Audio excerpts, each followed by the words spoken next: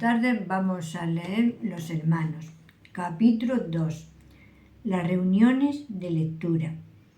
El señor Darby, que parece desde el principio haber sentido un gran amor por llevar la verdad de Dios de lugar en lugar. Poco después de la formación de la congregación Fitzwilliam Warren se mudó a Limerick.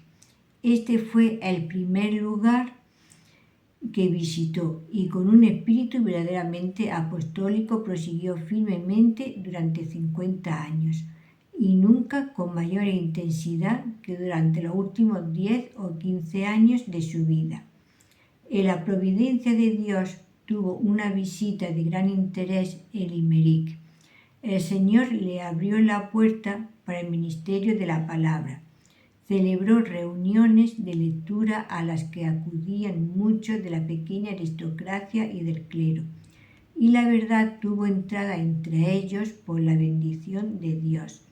El señor Mauser, que vivía allí, trabajó con él y fue el hermano activo durante un largo tiempo en aquel lugar. Por cuanto las reuniones de lectura han sido un medio principal empleado por los hermanos para introducir y extender la verdad. Podemos observarlos brevemente antes de proseguir. En base de su historia primera, es evidente que las reuniones de lectura, según se las denomina, han sido una forma de enseñanza practicada universalmente y, sin ningún género de dudas, han sido grandemente empleadas por el Señor para dar un conocimiento preciso y extenso de la palabra divina. Muchos cristianos, tanto en la iglesia establecida como entre los no conformistas, que acudían a la casa de un amigo, pudiera ser a media mañana o por la tarde, para leer y estudiar la palabra de Dios, se habrían negado a entrar en ningún lugar público de culto que no fuera el propio de ellos. De esta manera, la palabra de Dios es leída de forma intensa por pequeños grupos de 20, 30 o más personas, y siendo que todos son libres de hacer preguntas, las dificultades se aclaran y se ve con más claridad el verdadero sentido de la Escritura.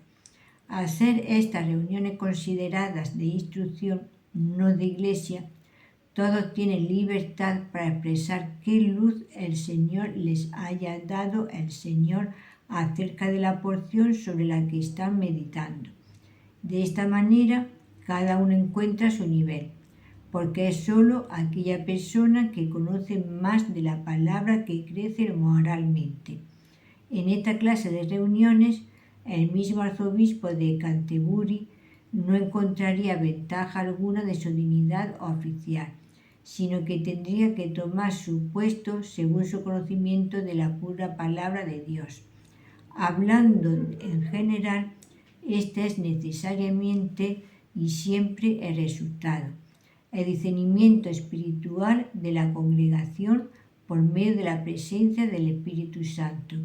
Es tan sensible que las opiniones o razones humanas son sumamente ofensivas y no tienen peso, pero en el momento en que se da el verdadero significado de la palabra, se tañe una cuerda que vibra por toda la congregación. Aunque la verdad no tiene su propio poder, es empleada por el Espíritu Santo para llevar al alma que espera a que sienta su divina autoridad. Es la palabra que corta cuando Él la blande, y el vino y aceite para la conciencia herida cuando Él la aplica. Ninguna otra clase de reunión, como se verá, estimula tanto al cristiano a estudiar constantemente su Biblia. Y esto puede explicar el dicho proverbial de que, sean cuales sean los defectos de los hermanos, desde luego conocen la Biblia. Y el verdadero secreto de su conocimiento de la Biblia es su conocimiento de Cristo.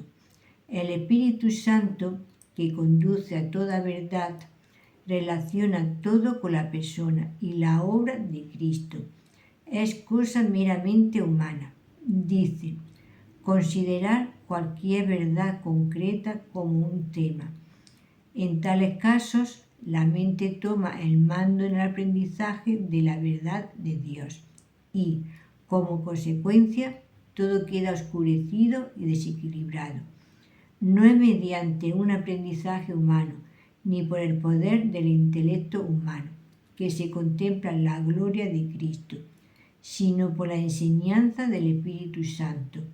Un rayo de esta sagrada luz hará más para iluminar el alma respecto a la persona, obra y gloria de Cristo, que las operaciones de la mente humana durante 1000 años. Y ahí reside la poderosa diferencia entre una reunión de lectura dirigida bajo la dirección de un líder designado, por sincero o espiritual que sea, y otra bajo la guía reconocida del Espíritu Santo. El estado de mente individual es muy diferente entre una y otra reunión. En la primera participa más de una disposición intelectual. Se está dispuesto a discutir, a inferir, a sacar conclusiones y a edificar sobre ellas.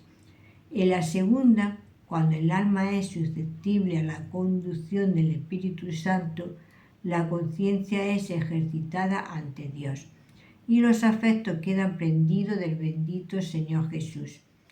No se trata ahora acerca de que un grupo u otro no sean verdaderos cristianos, devotos y separados de lo mundano, sino acerca de a quien se considera como el director de la reunión. Tenemos amplia experiencia de ambas clases y podemos hablar con certidumbre acerca de esta cuestión. Pero hay otro punto importante que se mantiene en relación con todas estas reuniones, que la paz con Dios es necesaria para la edificación. Todos los cristianos experimentados lo admitirán, porque hasta que el alma tenga una paz fundamentada, se ocupará de sí misma y no de Cristo. Dudas y temores acosarán, mientras que Dios quisiera que sus hijos estén sin distracciones.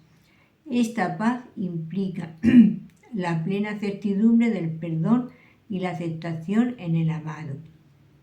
Delante de Dios en la plena y pristina luz de su presencia al ser uno con Cristo. Dios no tiene nada contra nosotros. Y por cuanto Cristo es nuestra paz y está siempre ahí, y nosotros en Él, esta paz está asentada y es eterna. O, como lo expresa el apóstol de manera sucinta, justificados, pues, por la fe, tenemos paz para con Dios por medio de nuestro Señor Jesucristo, por quien también tenemos entrada por la fe a esta gracia en la cual estamos firmes y nos gloriamos en la esperanza de la gloria de Dios. Romanos 5, 1, 2. Estas 4 cosas, ser justificados, tener paz, estar en la gracia y esperar la gloria, son consideradas como verdades fundamentales del cristianismo, necesarias para la feliz comunión como santos y para el crecimiento en la vida divina. Y a menudo hemos pensado por conversaciones personales con otros que este conocimiento es común a la comunidad. Personas que podrían ser consideradas obtusas e ignorantes en cualquier otra cosa son inteligentes y sanas acerca de la cuestión de la paz con Dios y responden acerca de ello con la mayor certidumbre. No cuestionaremos que pueda haber excepciones a esta regla general, pero creemos que no hay muchas.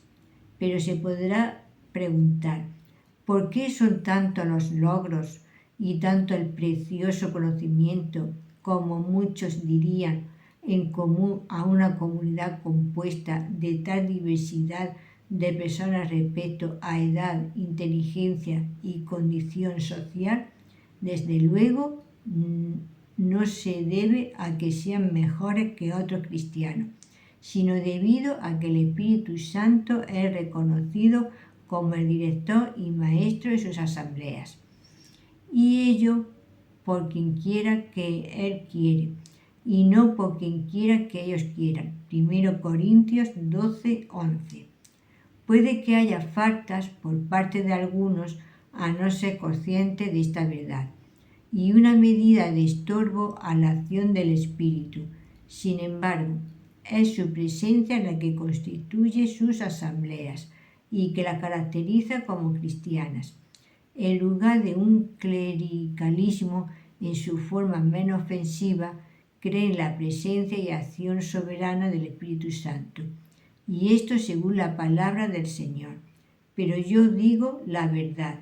Os conviene que yo me vaya, porque si no me fuera, el Consolador no vendría a vosotros, mas si me fuere, os lo enviaré. Pero cuando venga el Espíritu de verdad, Él os guiará a toda la verdad, porque no hablará por su propia cuenta, sino que hablará todo lo que oyere y os hará saber las cosas que habrán de venir. Él me glorificará, porque tomará de lo mío y os lo hará saber. Juan 16. Esta es la gran verdad central que caracteriza a las reuniones de estos creyentes, reunidos a nombre del Señor y contando con el Espíritu Santo en conformidad con la palabra revelada. Con tanta firmeza creen ellos que el Señor exaltado ha enviado el Espíritu Santo para obrar en guiar su asamblea, que no considerarían correcto estar presente en cualquier reunión de la asamblea, cuando una persona ocupase el estrado como líder. Pero los hermanos mismos no vieron al principio esta verdad con claridad. Por un cierto tiempo consideraron necesario tomar algunas disposiciones o tener algún entendimiento entre ellos acerca de quién debería partir el pan o dar una plática. Sus primeros prejuicios estaban demasiado profundamente arraigados para que fuesen erradicados en el acto, y el Señor, en su bondadosa gracia, dispuso que fuese gradualmente. Estaban sobre el terreno correcto y moviéndose en la dirección acertada, y Dios tuvo paciencia con ellos, como siempre la tiene con la ignorancia honrada. Nuestro recuerdo de la primera reunión de lectura a la que asistimos. Al no tener mucho tiempo para esta clase de reuniones durante el día, las clases obrera y media aprovechaban su tiempo libre al atardecer para el estudio de la palabra. Bien recordamos la primera, o una de las primeras, de estas reuniones a las que comenzamos a asistir. Fuimos invitados por un amigo cristiano a encontrarse con unos pocos cristianos en su casa para un té social y una lectura, y así acudimos la tarde en que habíamos sido invitados. Al observar los amigos que se reunían, nos sentimos sorprendidos al ver lo llanamente vestidos que iban y por la ausencia de adornos. El tema de la conversación antes del té parecía ser solo ellos mismos, o más bien la obra del Señor en sus diferentes reuniones. En cuanto a las noticias generales, no se mencionaba nada, y la mención de cuestiones políticas hubiera parecido claramente profana. Los hermanos, como cuerpo, no se registran y nunca votan en elecciones, pero el té está listo y toda la compañía se sume en un profundo silencio. Algún hermano, tras una breve pero clara pausa, pidió la bendición del Señor. Todos se mostraron muy libres y alegres durante el té. Algunos estaban sentados y ocupados en conversaciones, otros andando por uno y otro lado con el propósito de hablar con tantos como pudiesen. Esta fue una parte muy feliz de la reunión y duró hasta casi las 7 de la tarde, 1 hora entera. Cuando terminó el té y llegó el tiempo para la edificación, Cada uno se buscó un asiento, con una Biblia y un himnario a la mano. Todos habían acudido provistos de ambos libros. De nuevo hubo una pausa y una perfecta quietud. Después de esperar un poco, se cantó un himno y se ofreció una oración pidiendo la presencia del Señor en luz y bendición. El cabeza de la casa dijo ahora: si algún hermano tiene una porción de la palabra en mente que quisiera leer, tiene libertad de decirlo. Esta parecía una parte muy responsable de la reunión, y hubo una larga pausa. Al final se citó un capítulo y todos abrimos nuestras Biblias por él. Se leyó aquella porción y se mantuvo un libre intercambio de pensamiento acerca de su significado, relaciones e importancia hasta alrededor de las 9 de la noche. Casi todos los hermanos tenían algo que decir acerca de alguna parte del mismo. Otros se contentaban con hacer preguntas, pero pronto se hizo evidente quién estaba más ricamente instruido en la palabra, por cuanto las preguntas se fueron dirigiendo a él. Después de un himno y una oración, la compañía se dispersó hacia las 10 de la noche, pero hubo una pausa clara entre cada parte del servicio, dejando al Espíritu Santo con libertad para usar a quien Él quisiera, aunque no se trataba de una reunión de asamblea. Desde alrededor de las 5:30 hasta las 9:30 pareció que estábamos en una atmósfera puramente espiritual, lo que tuvo un gran efecto sobre la mente. No hay manera de saber si todos lo sintieron así. Hablamos solo de lo que nosotros experimentamos. A partir de aquel momento, la Biblia vino a ser como un libro nuevo, la oración como algo renovado, la cercanía a Dios una realidad más clara que nunca. Aunque habíamos conocido al Señor más de 20 años y habíamos sido felices en Él y en su servicio todo aquel tiempo, no había necesidad de presidente en una reunión así. El sentimiento de la presencia divina era tal que la menor impropiedad o cualquier manifestación carnal habría sido intolerable. El sentido espiritual de los así reunidos hubiera señalado su desaprobación de una manera inequívoca al intruso. Esto podría considerarse como un ejemplo objetivo de estas reuniones en aquel tiempo, en el segundo cuarto del siglo XIX. Ahora puede que haya más multitudes y tememos que se pueda observar un mayor elemento del mundo en sus reuniones, por mucho que lo podamos lamentar. Pero incluso hasta el día de hoy, muchas de las reuniones sociales de lectura soportarían la comparación con el acabado de describir. Sin embargo, hemos de decir de algunas personas, como un hermano dijo de alguien hace mucho tiempo: todavía no ha llegado el tiempo de hacer la muda. Habían dicho todo esto acerca de las reuniones de lectura y acerca de su valor. Parece necesario añadir que hay muchos de gran peso moral en estas congregaciones, que puedan no poder tomar mucha parte en estas reuniones, pero la piedad de sus vidas, su servicio como pastores del rebaño y su espíritu cristiano los encomienda a la estima y afecto de todos. Debemos también añadir, aunque con profundo dolor, que estas reuniones han sido empleadas también para los peores propósitos del enemigo.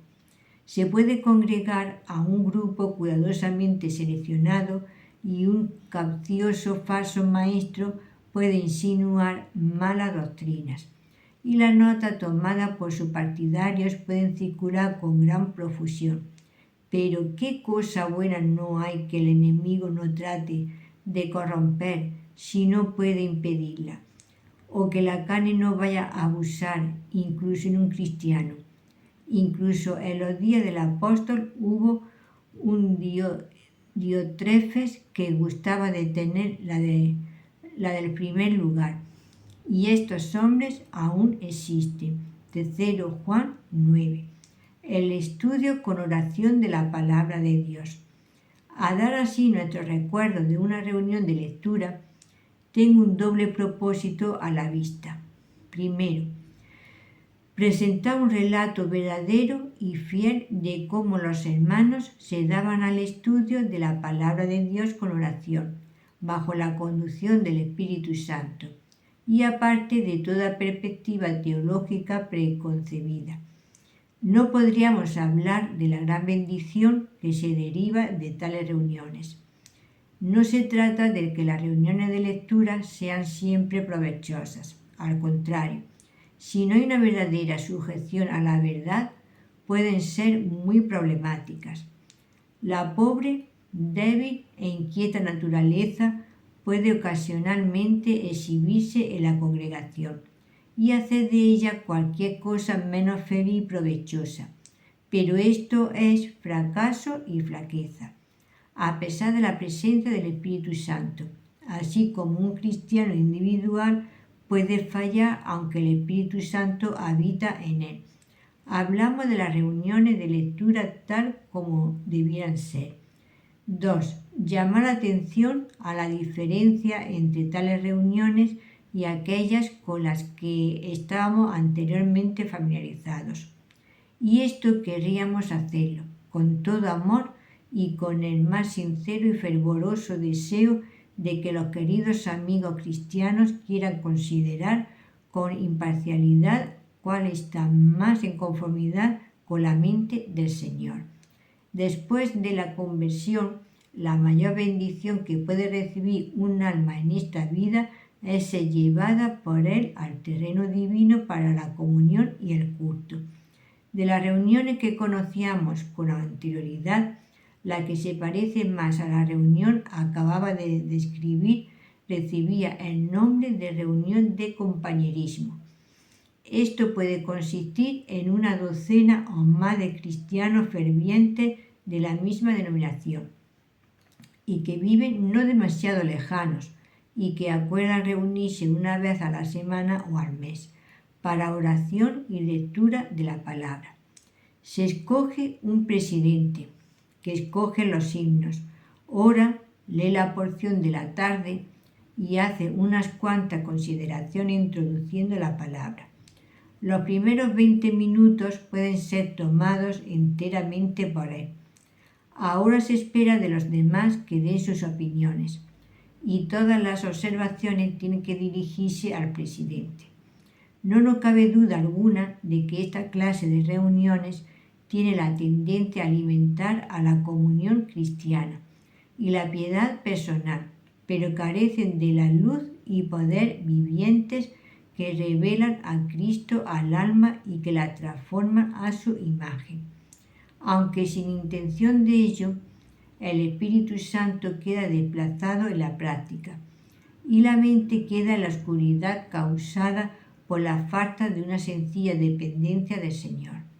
Luego se anuncia la porción para la siguiente reunión y se espera que el presidente designado la estudie bien. La única otra reunión que nombraremos es la reunión social del té. Se selecciona a los invitados, que son convocados por el hermano en la casa del que tiene lugar la reunión. A veces puede haber una mezcla de ricos y pobres, según la voluntad del anfitrión.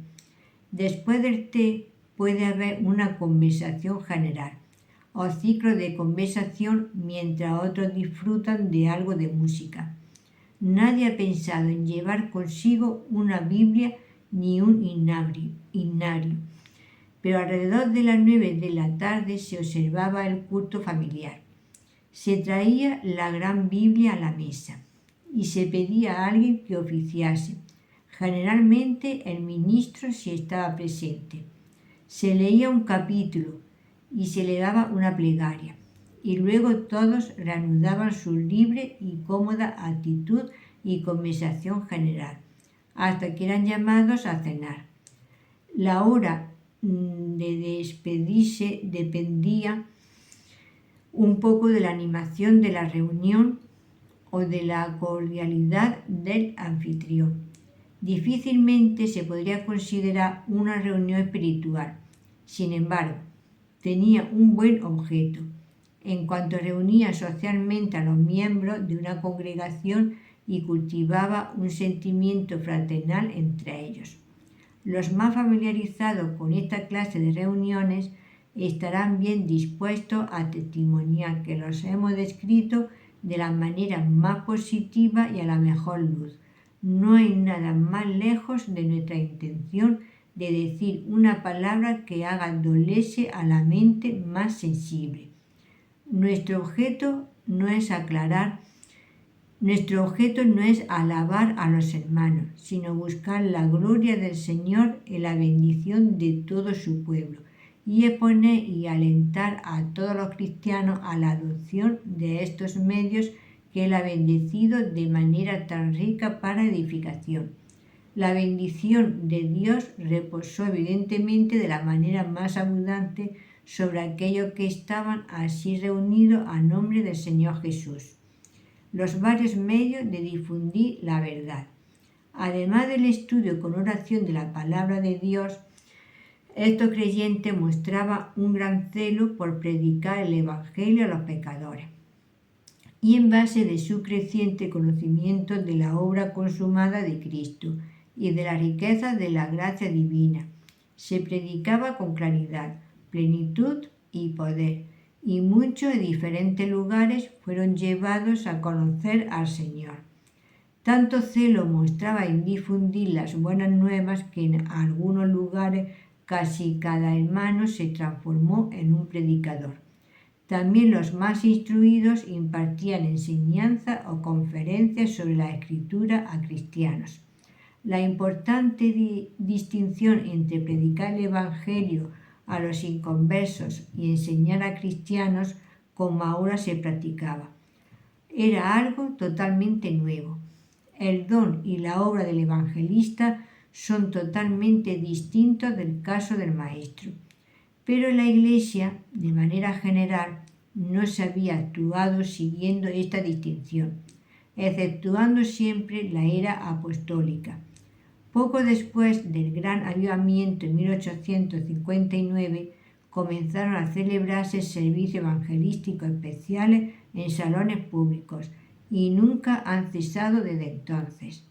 La misión evangelística de los señores Modi y Sankey a este país en 1873 a 1875 fue una derivación del avivamiento americano. Pero, por extraño que parezca, esta misión adoptó más la actitud de evangelizar en las denominaciones que a lo de fuera. Otro medio adoptado para extender la verdad fue la redacción y difusión de libros y tratados. Esto se hizo a gran escala.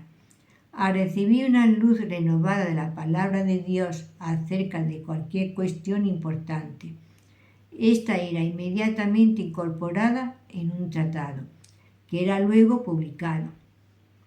De esta manera no solo se suplía instrucción, sino también alimento para el alma, recién salido de los inagotables tesoros de la verdad divina. En un tiempo relativamente breve, el público tuvo en sus manos y a bajo coste los medios para familiarizarse con la palabra de Dios, especialmente con aquellas verdades que estaban entonces atrayendo la atención de miles de personas. Podríamos hablar de muchos tratados que fueron escritos y que fueron apareciendo con las magnas doctrinas de la Iglesia, el llamamiento celestial, las operaciones del Espíritu, el ministerio, el culto, la profecía, la eficacia de la redención, las vinculaciones celestiales del cristiano, la venida del Señor, el arrebatamiento de los santos, la primera y segunda resurrección, etcétera, etcétera. De esta manera y por estos medios se difundía la verdad de manera rápida y amplia. Estos creyentes poseían evidentemente una gran ventaja sobre los cuerpos populares de lo que se designa como ministerio laico. Al ser la ordenación absolutamente esencial, para el ejercicio del ministerio en estos cuerpos. La obra quedaba necesariamente limitada a los pocos autorizados. Los hermanos siempre han mantenido que este sistema de ministerio está opuesto a la verdad de Dios y en muchos casos resulta ruinoso en su funcionamiento. Por ejemplo, un hombre educado, aunque destituido de dones espirituales y quizá incluso de vida espiritual, puede, sin embargo, si está debidamente ordenado, ejercer cualquier rama del ministerio en la denominación a la que pertenece. En cambio, si un cristiano posee los más evidentes dones de predicación y enseñanza, no puede ejercer ni lo uno ni lo otro dentro de la jurisdicción de la Iglesia, excepto si es autorizado por la autoridad humana. Felizmente para ellos, para la Iglesia de Dios y para las almas de los hombres, descubrieron la verdadera fuente de ministerio en todas sus ramas, en Cristo mismo, la cabeza glorificada en el cielo. A cada uno de nosotros fue dada la gracia conforme a la medida del don de Cristo. Por lo cual dice, subiendo a lo alto, llevó cautiva la cautividad y dio dones a los hombres. Y él mismo constituyó a unos apóstoles, a otros profetas, a otros evangelistas, a otros pastores y maestros, a fin de perfeccionar a los santos para la obra del ministerio, para edificación del cuerpo de Cristo. Efesios 4, 7 a 12. Aquí tenemos la verdadera base y la única fuente de todos los dones ministeriales. La redención cumplida por Cristo en la cruz y su ascensión a la diestra de Dios en el cielo. Cristo como cabeza de la Iglesia es el dador de estos dones, nada se dice de autoridad humana ni de ordenación humana. La Iglesia profesante ha padecido de manera inmensa por sus ideas tradicionales acerca del ministerio, considerándolo como una profesión honrosa entre los hombres y dándole una cierta posición en la sociedad, mientras que el don ministerial es aquí denominado gracia, que es ciertamente poseída por todos los que aman a la Iglesia y se cuidan de sus miembros, o que buscan ganar nuevas almas mediante el Evangelio. Antes de concluir este capítulo, desearía reproducir una carta escrita hacia el mismo tiempo que el resto del libro, aunque no es de su autor, una carta que describe la reunión más amada de todos por el corazón del pueblo de Dios, reunido a su solo nombre, Porice Park, 27 de noviembre de 1891. Querido hermano, su carta del 22 llegó anoche y la he recibido con mucha alegría. Respecto a la cuestión que usted menciona, ha estado también durante mucho tiempo en mi corazón. Tengo unos fuertes sentimientos acerca de ello, pero no estoy seguro de poder expresar de manera correcta lo que siento. Hay reuniones que están entre mis recuerdos más preciosos, cuando uno casi podía ver o tocar a aquel que estaba presente con aquellos reunidos a su nombre. Recuerdo una reunión en que el espíritu de adoración nos embargó de tal manera que mientras cantábamos un himno de adoración, las voces cesaron una tras otra, hasta que solo dos se oyeron al final de la estrofa. Los corazones estaban demasiado llenos para hablar, y la emoción más allá del control físico. Pero, ¿cuántas veces dejamos el local y la hora de adoración con una sensación de desilusión? Hemos disfrutado de la reunión, como decimos, y puede que hayamos sido edificados, pero faltaba algo, y este algo era algo debido a Dios y que no habíamos ofrecido. Es difícil hablar acerca de ello, pero no el sentirlo y reconocerlo. Como en un ramo de flores o en un fruto, pueden estar ausentes un aroma y una fragancia que el ojo no puede ver, pero toda la hermosura que el ojo capta no puede compensar esta pérdida. Ahora le daré mis pensamientos acerca de la adoración y acerca de la reunión de la mañana, que espero que sea conforme a su palabra, pero no siempre citaré los pasajes, y dejaré que lleve a los mismos, si le agradan, la delicadeza de la fragancia, el sabor de las 4 especias principales, que eran solo para Dios, la composición que no podemos hacer para nosotros, sino que es sagrada para Jehová. Pero, observemos, esta composición la hacemos para Él. Se trata ciertamente del siempre bendito Señor Jesús, el propio Hijo de Dios, pero el incienso se levanta cuando el sacerdote lo pone sobre el fuego tomado del altar de bronce. Este perfume de cuádruple composición, bien molido y quemado sobre el altar de oro junto al velo. Pongamos el símbolo en términos del Nuevo Testamento y tendremos el fondo de la respuesta a su pregunta. Quizá el resto de mi carta lo incluya. Establezcamos primero unas definiciones, comenzando desde nuestro lado, o desde nuestro acercamiento a Dios, desde pecadores salvos hasta nuestra posición ante Dios en el lugar santísimo. Antes de llegar al primer punto, se trata de todo del yo y nada de Dios, pero cuando somos adoradores es todo de Dios y nada de nosotros. Pero cuando nacemos de nuevo, recibimos una sensación de necesidad y pedimos lo que necesitamos.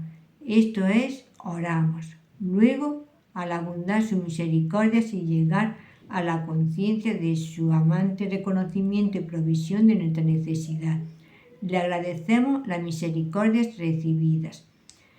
Aprendiendo más de nuestro Dios, el Padre del Hijo, por medio del Espíritu, reconocemos su grandeza, su gloria, las glorias de la creación y de la redención, también de la preservación, y así alabamos. Hay todavía otra cumbre. Estamos conscientes en el lugar santísimo por la sangre de Jesucristo, y ante nosotros tenemos a Dios. No incluimos ante Él la palabra adoración. Significa primeramente una genuflexión o prosternación, como en Mateo 2:11, por lo que Él es en sí mismo. El yo queda olvidado, de modo que no oramos ni presentamos acciones de gracias. Adoramos, reverenciamos. Esta será nuestra feliz ocupación en el cielo. En nuestra debilidad, aquí más bien aspiramos a ello que lo alcanzamos. Nuestra adoración aquí irá mezclada de alabanza, su pariente más próximo, y a menudo también con recuerdo del yo, lo que Él ha hecho por nosotros. Y por ello también damos gracias y bajando más llegamos a la oración. Pero si nuestros pensamientos se han movido juntos, distinguiremos entre una y otra actividad. La cruz, esto es, el altar de bronce, es la base de todo. Ahí acude el sacerdote y toma del fuego, esto es, del juicio de un Dios santo sobre el pecado, como ha sido soportado por su Hijo, nuestro Salvador.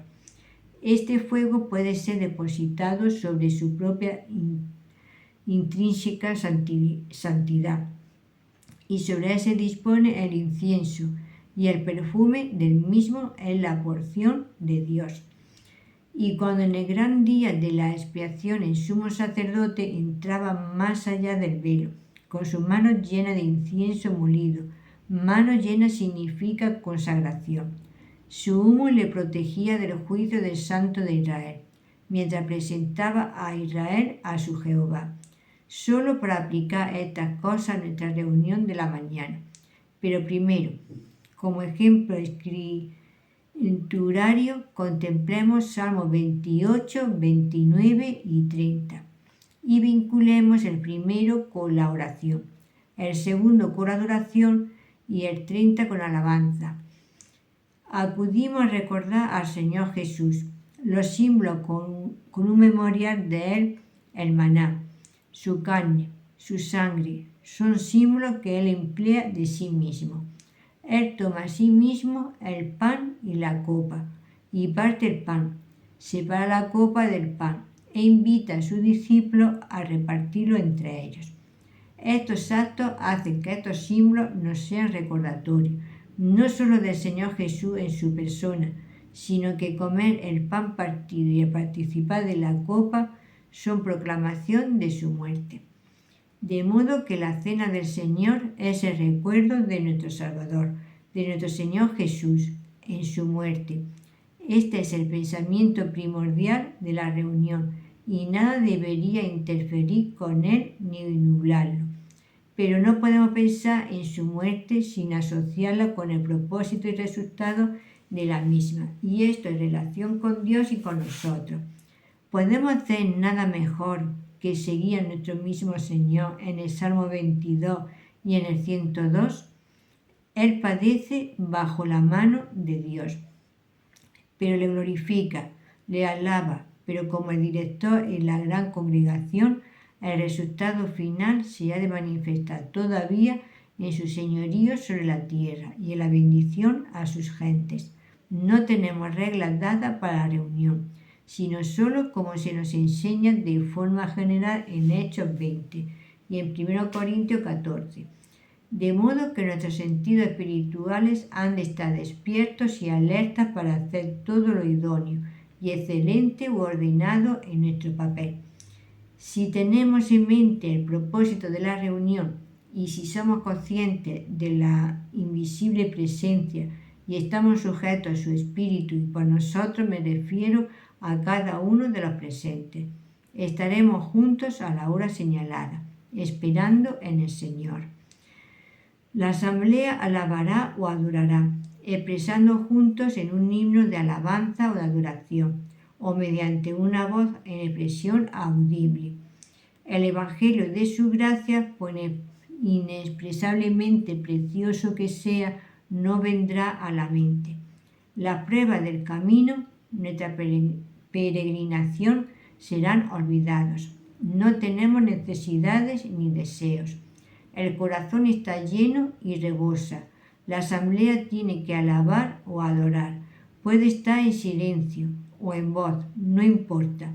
Así, con un solo corazón, unánimes a una voz glorifiquéis a Dios y Padre de nuestro Señor Jesucristo. Jesús está ante nosotros, su persona, su muerte, nuestras manos llenas de él, molido, porque la comprensión de uno puede ser mayor que la de otro. Esto no importa ahora. No se trata de cuánto de Jesús pueda yo recibir. Estoy lleno por poco que pueda contener de él. El anciano y probado santo que ha andado años con Jesús y le conoce íntimamente, el Padre, queda lleno. El recién nacido que acaba de emprender su camino queda lleno. No se trata de capacidad ahora, sino de Jesús que llena cada capacidad, sea esta grande o pequeña. Como mi corazón anhela estar ahora en esta reunión. ¿Puede haber una regla, un orden de ritual para una reunión así? Un himno, una voz expresando la adoración de la asamblea, una porción de su dulce palabra que nos hace gozar tanto más de la conciencia de su presencia. Todo esto puede preceder o no al solemne cumplimiento de un rito que sí que está ordenado.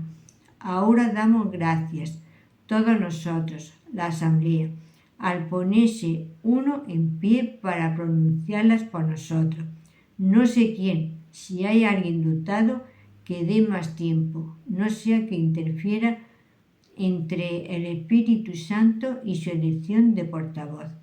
Si el Espíritu Santo es dejado libre para mover a la asamblea, Él escogerá aquel aspecto de Jesús que sea apropiado, porque no podemos contemplarlo en todas sus glorias de una vez.